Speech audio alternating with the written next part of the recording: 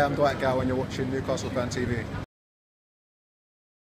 Hi everyone, how is doing? Is alright. So we're going to be looking back, talking about the game. It's the review of Chelsea 3, Newcastle 0, which is very disappointing.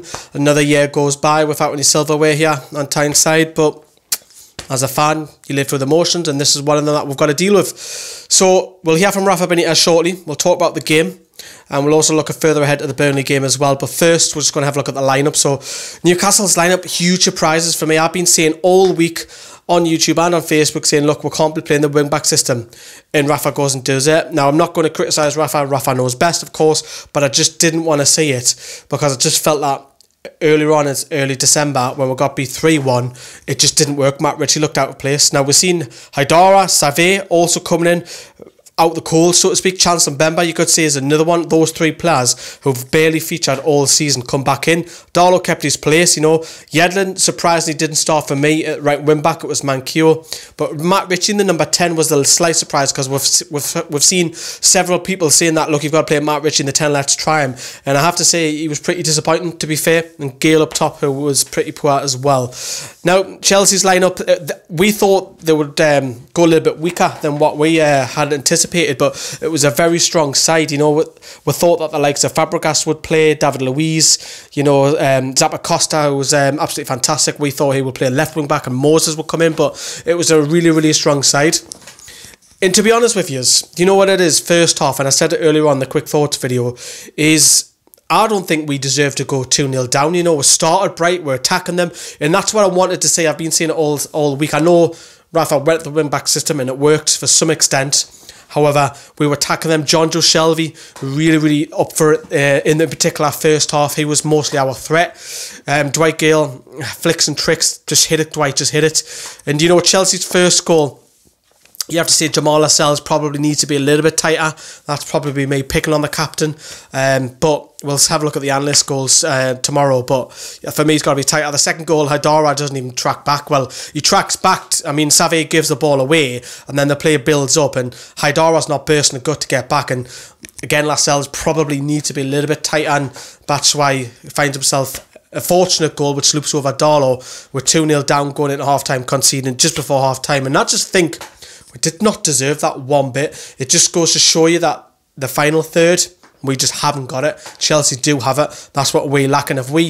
Because Carl Darlow didn't have anything to do first half except for pick the ball out of his back of his net. If we had the same sort of attack and flair that Chelsea had, that game would have been done dusted. We would have been 2 and 3 scored, but we're poor up the final third. But second half, it was lacklustre. We just dropped off. We didn't see anything from it. I know Rafa tried to change it later on, but Chelsea got that third for an absolutely fantastic goal by Marcus Alonso. Said in the whiteboard video, didn't I? He said that he takes free kicks and, you know, he scores from corners. It's a fantastic goal. Game over. And we'll bow out the FA Cup. It was pretty poor second half, but all in all, I think Jonjo Shelvey's probably the one who gives himself the massive credit. I thought he was superb. He was getting forward, which we've talked about all season, that we want to see more of that, of him getting forward, and he looked so much better. And I'm struggling to pick another player who absolutely done well, to be fair with you. I thought Richie struggled in the 10. I think you look at Haidara and Save, it just goes to show you they're not involved in the first team as well. So they struggled in particular as well as me. Cats are all hour. You know what it is? Let's hear from Rafa Benitez, shall we? Yes, Rafa. Yeah, I think so. I think that was a good first half for our team.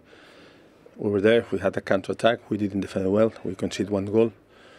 And after the last minute, another one. So obviously against a team like Chelsea, it's not easy, but I think we did well for 45 minutes, and it was a pity because after that you knew that you have to take risk, and it's always the team a little bit more open, a little bit more tired, and they have the quality to make the difference.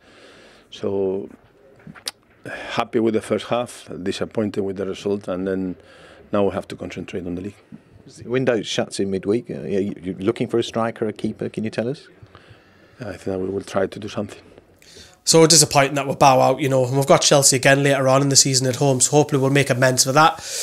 So another year, the FA Cup record is absolutely shocking. I was sent something over on Twitter. Well, Paul was over on Twitter, and the stats just read you. I mean, we haven't reached the 5th round of the FA Cup for over a decade, which is a bit of a joke with the ownership in charge. But hey ho, against Burnley, You probably see Kennedy. I'm expecting Kennedy to come off the bench against Burnley. I don't think he'll start. I think Paul Dummett will have that left back. I don't think he'll play wing backs at home at Burnley. But looking at Rafa's lineup today, he's got one thought on the Burnley game, because if you look at that lineup, Mikel Merino wasn't in the start in 18, so whether he's got a slight knock, he just wasn't risked. And I think there will be some changes made on Wednesday night. Good luck to Chelsea for the rest of the season for obviously trying to go on to win the FA Cup.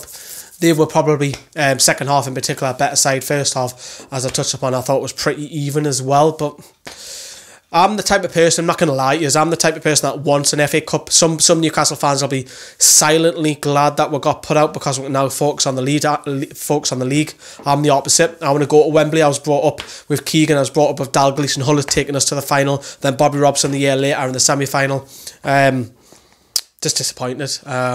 Not for you, but it just goes to show you in that final third that the board need to get a striker in, even if it is Nikolai Jorgensen, who actually played today.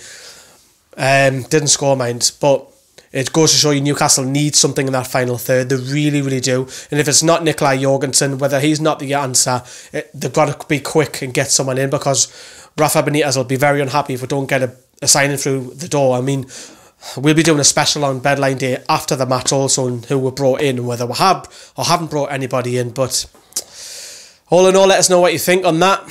Alright, see you later. Bye. So another year, another disappointment. We bow out the FA Cup again. We can't go any further than the fourth round. We want to know what you think on the performance today. And also, if you can help Sharky out, who's part of Newcastle Fans TV, his individual channel is soon going to be hitting 1,000. If you could pop over his channel, give him a subscription, that'll do us a world of good. Thank you.